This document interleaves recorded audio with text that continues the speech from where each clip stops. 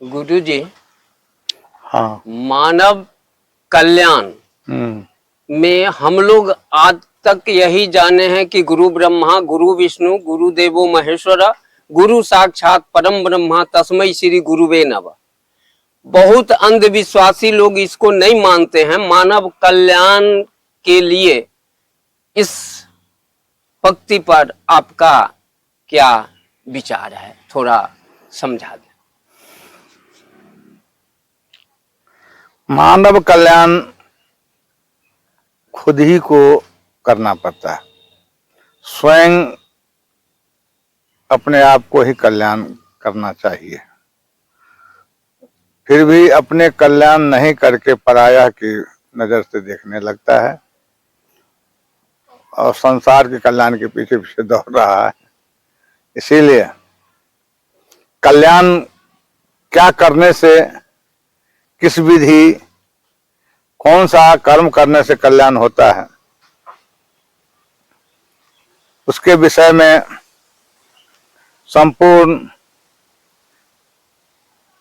प्रातः स्मरणीय पूज्यपाद कवि सम्राट कवि कुलभूषण कली चूड़ामणि गोस्वामी श्री तुलसीदास जी महाराज ने कहा, कल्याण भटकने से नहीं होगा, कल्याण कथा कथित से नहीं होगा, कल्याण किसी के बहकावा में जाने से नहीं होगा। कल्याण करने के लिए कोई एक बिंदु को पकड़ लेना है। अब जैसे हार हो अर्थात जीत हो, हम गुरु को ही मान रहे हैं, गुरु ब्रह्मा गुरु विष्णु गुरु देव है, तो सबसे बड़ी बात है कि अपने आप में निष्ठा, आस्था और निष्ठा, ये दो रहना चाहिए। जिसके पास में सबसे पहले होना चाहिए आस्था, और दूसर में होना चाहिए निष्ठा। तो हम यदि ऑल ओवर ब्यूटीफुल गुरु को ही मान ले कि मेरे गुरु से ही कल्याण हो जाएगा, तो दुनिया का साहित्य का जितने भी अलंकार है, शायद वह अलंकार वहां तक पहुंच भी नहीं पाता है। सब शास्त्र का अलंकार अलंकित है, सब शास्त्र में, सब शास्त्र जाकर के वहां रुक जाता है। एक शब्द गुरुदेव का अता को अनंत विचार, अथा कहो मुनि जन पांडित, वेद न पावहु पार। जय जय सिया राम, जय जय सिया राम। 4 वेद 6 शास्त्र 18 पुराण एक पलड़े पर रख दें और एक शब्द ही गुरु का एक पलड़ा पर रखें, फिर भी गुरु का एक शब्द हुआ भारी हो जाएगा और सारा पलड़ा हल्का हो जाएगा। पलड़े पर जो वेद पुराण शास्त्र रखा है, अनंत ग्रंथ रखा है, सब हल्का पड़ जाता है। इसलिए गुरु को हल्का रूप में नहीं लेना चाहिए। शिष्य अपने गुरु को भार नहीं समझना चाहिए। कहा गया है जो तपस्वी होते हैं, जो साधक होते हैं, जो सिद्ध होते हैं, वो बैठे बैठे सब पता लगा लेते हैं, अनुमान कर लेते हैं जो कौन मेरा शिष्य क्या है। कहा गया है common science of mind, spiritual that allowed. Common science का मतलब होता है मन की पद्धति जानना, किस शिष्य के अंदर में क्या चढ़ाव, क्या उतराव, क्या उनका चाह है, क्या उद्देश्य है, क्या वह संदेश चाहता है, ये गुरुजी सब खुद ही जान जाते हैं, उनको बताने की जरूरत नहीं। इसलिए जड़ जो है सो मजबूत गुरु ही है। कवच अभेद गुरु पद पूजा। आपने गुरु को छोड़ करके भटक रहे हैं, दर दर ठोकर खा रहे हैं, यह आपका अज्ञानता है। इसको हम नैदान कहेंगे। नैदान जैसे बच्चा होता है, बिना ज्ञान का है, बिना पेनी का वो लोटे हैं। इसीलिए जड़ क्या है? गुरु। गुरु जी कवच अभेद गुरु, कवच अभेद गुरु पद पूजा। कवच कहते हैं अंग रक्षा, शरीर रक्षा के कवच होता है। और शरीर रक्षा कब होगा? स्वास्थ्य आप दुरुस्त कब रखेंगे? गुरु की पूजा करेंगे हमेशा। गुरु का पूजा का मतलब गुरु का ध्यान करो, गुरु का चरणामृत लेकर के पान करो, गुरु में ही लगे रहो। जो 2 पैसा के उपार्जन होता है, अन्यत्र जो तू फेंक रहा है वह तुम्हारा निरर्थक जा रहा है। सारे इस्लामी हो, चर्च हो, बुद्ध हो, चाहे जो भी धर्म वाले लोग हैं, सब अपने अपने धर्म को ही मजबूत करते हैं, ठोस बनाते हैं। लेकिन सनातन धर्म वाले लोगों का पते नहीं है कि मुझे क्या पकड़ कर चलना है, मुझे क्या ठोस बनाना है, मुझे किसमें विशेष से विशेष समर्पण होना है, ये कुछ भी जानकारी नहीं। अब बोलिए। क्या गुरु जी आपने एक बड़ी अच्छी शब्द कही है, स्पिरिचुअल साइंस या चॉइस। क्या यह मानव जो अंधकार के तरफ विनाश के ओर बढ़ रहा है, क्या स्पिरिचुअल चॉइस से उसको हम रोक सकते हैं? इस पर थोड़ा सा प्रकाश डालें। ये सबसे पहले अंदर का चीज, अंदर का चीज जब अंदर में जब पूरे के पूरे गुंजने लगता है तो वही बाहर हो जाता है, जिसको हम कहते हैं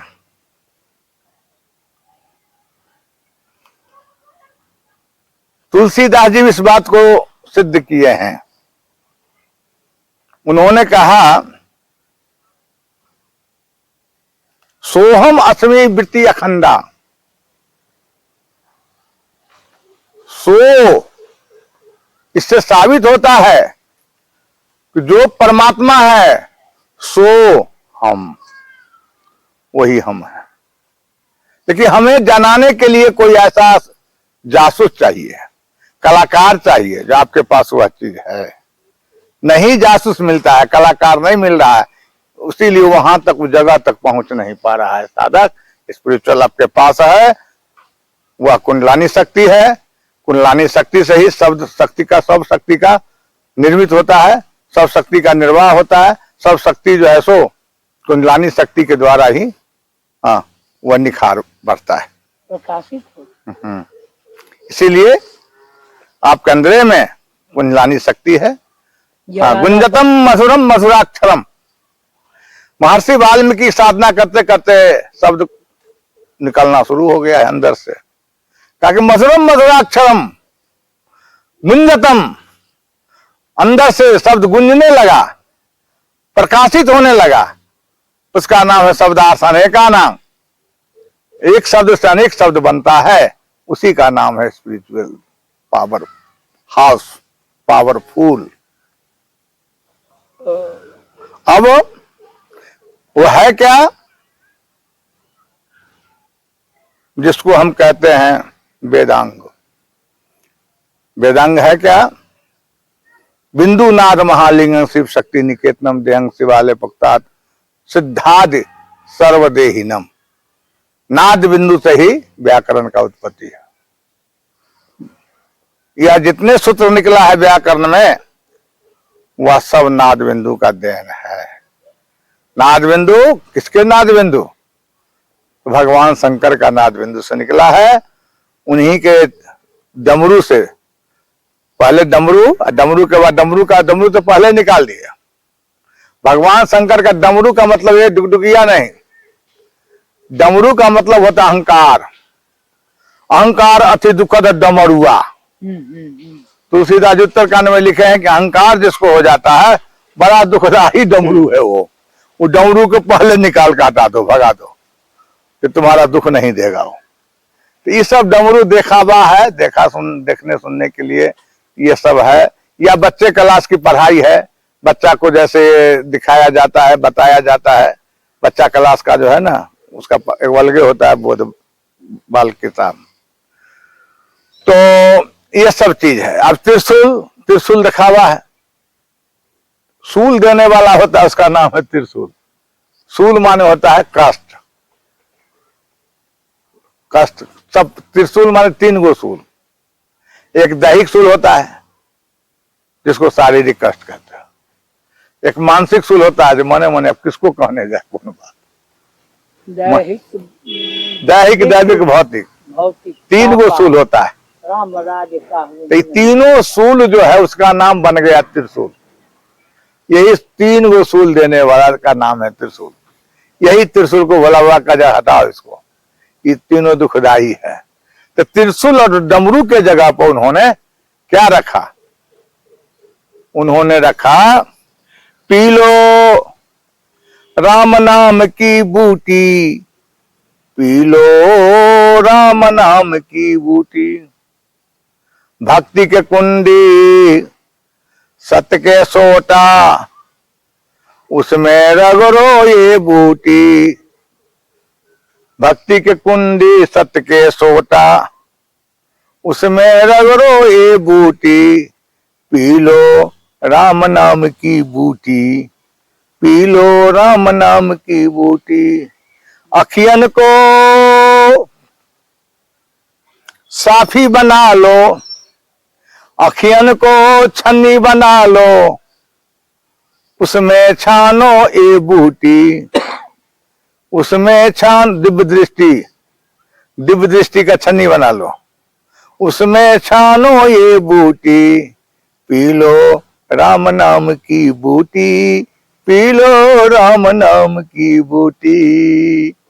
भक्ति का जो कुंडी है और सत्य का जो सोटा है, उसमें राम नाम रगड़ करके और बड़ा प्रेम से भोला बाबा पान करने लगे। अब उनके वो भी राम नाम का नशा जो जिसको चढ़ जाता है, भांग गांजा का नशा तो सवेरे पान करेगा शाम में उतर जाएगा, शाम में पान करेगा सवेरे उतर जाएगा, लेकिन राम नाम का नशा जिसको चढ़ जाता है वो आज तक उतारता ही नहीं है। हम लोगों का राम नाम का नशा चढ़ गया है बचपन से। दुनिया की कोई ट्रीटमेंट नहीं है जो उतार सकता है। कोई किसी प्रकार का जो है ये कोई भी दवा हो, आयुर्वेदी हो या हेमोपैथी हो या अंग्रेजी दवाई हो, कोई भी नहीं उतार सकता है। चूंकि ये राम नाम का विभूति है, यह सर्वोपरि है। यही सबसे ज्यादा नशा है करता है। जो ये नशा ले लेता है उसको दूसरे नशा की जरूरत नहीं है। जो एक बार नशा चढ़ जाता है यह उतरता नहीं है। इसीलिए यही करता है, स्पिरिचुअल जो है वह अनुभव कराता है और प्राप्ति कराता है। हाँ, वह समझ जाता है कि कौन क्या है।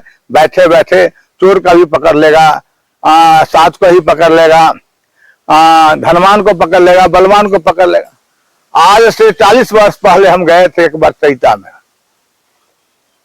अपना रिश्तेदार है, मौसा मौसी का रिश्ता रहा। हम बाबा जी थे ही उस समय दूध पानी पीते थे। तो हमारी मौसी कही कि महाराज जी वो कुछ करा देते अखंड रामायण, आप संत हो गए। हम कहा कि अखंड रामायण में कुछ खर्चा करना होगा। तो कितना खर्चा होगा? हम कहे बस जो माइक में खर्चा होगा प्रसादी में वही होगा, और क्या होगा।